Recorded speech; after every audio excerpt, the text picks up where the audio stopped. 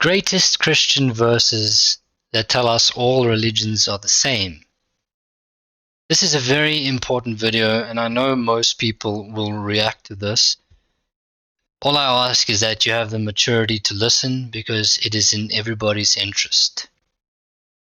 Did you know religion is the most difficult subject to mankind? It is the most difficult thing to mature human beings. It is something that makes emotional intelligence way more important than your IQ.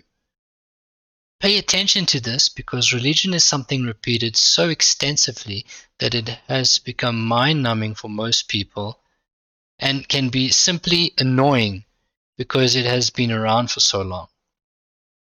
I'm a spiritual person and I love the most profound aspects of life, so by no means am I against religion. I need to give you some context before I get into the greatest Christian verses as well. Why is religion the most difficult subject to mankind, you may ask? Because different cultures still do not understand each other after thousands of years. Worse than that, cultures are intolerant and refuse to understand each other. Which means if religions are not spreading love like it should, it means religions are spreading more fear by default. And why more fear than love? Because you don't get to choose who to love when it suits you. In other words, you don't get to choose what ideals about life suits you just because you are a different culture. You either love everybody and are tolerant of different cultures, or you completely miss the point. Jesus was not a Christian, Muhammad was not a Muslim, Buddha was not a Buddhist. They were teachers who taught love. This is important, listen carefully, because you are not going to learn this anywhere unless you go out of your way to understand this. It solves many problems by saying, don't worry, everything is in God's hands. It can also teach you all about life if you are willing to understand mistranslations that come with Old English. But because there are many religions, when you choose what you want to understand, you naturally neglect everything else.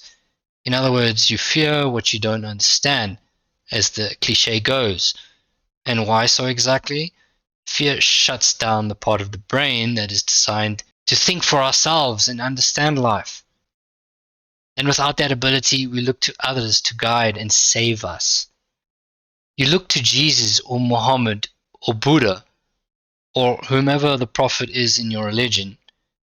I'm using Christian examples because I was brought up in the Western culture. Even though I do have a good enough understanding of the Eastern cultures. And because of this, you'll see I'm not biased.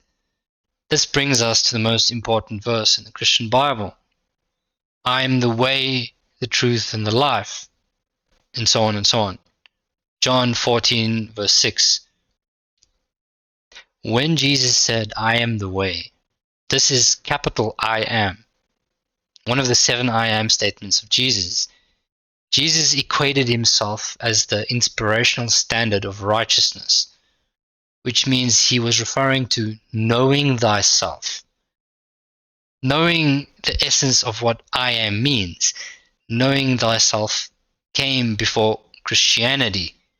In Egypt, 3000 BC, Hinduism in India, 900 BC, Buddhism in India, 600 BC, all roughly estimated. I am the way, the truth, and the life. No man comes to the Father but by me. This is the John 14 verse 6 verse. This is about understanding the words, the great I am. Jesus is speaking in metaphor. It was even before the time of Shakespeare, and if you know Shakespeare, it was Old English. Because poetry was an art, it was not literal language. To understand what the poetry meant is by definition figurative or metaphoric language.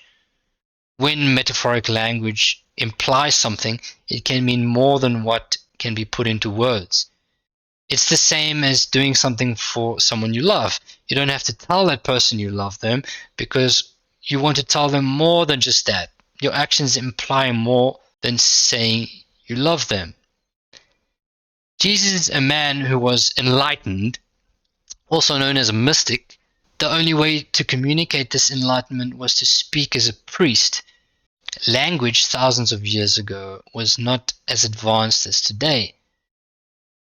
The second most important verse in the Bible, which helps us understand the essence of what I am means, the kingdom of God is in your midst. Luke 17 verse 21. A predated version in ancient Egypt text says the same thing. The kingdom of heaven is within you, and whosoever shall know himself shall find it. So you can see the corruption of versions throughout history. Whosoever shall know what I am means will know the kingdom of heaven. I am refers to a God realization. That means breaking down what the word spirit means, as in the word spirituality. Spirit means in essence. In essence means a core substance to all of us. Spirit is not something that we all have. Spirit is something that we all are. Here is a better example to help you understand. Spirit is what is meant by we are all an inseparable oneness of the universe. We are not a part of the universe. We are the universe. Other words for spirit are universe and even God. So a God realization means we come to understand this profundity, that we are what is called divine.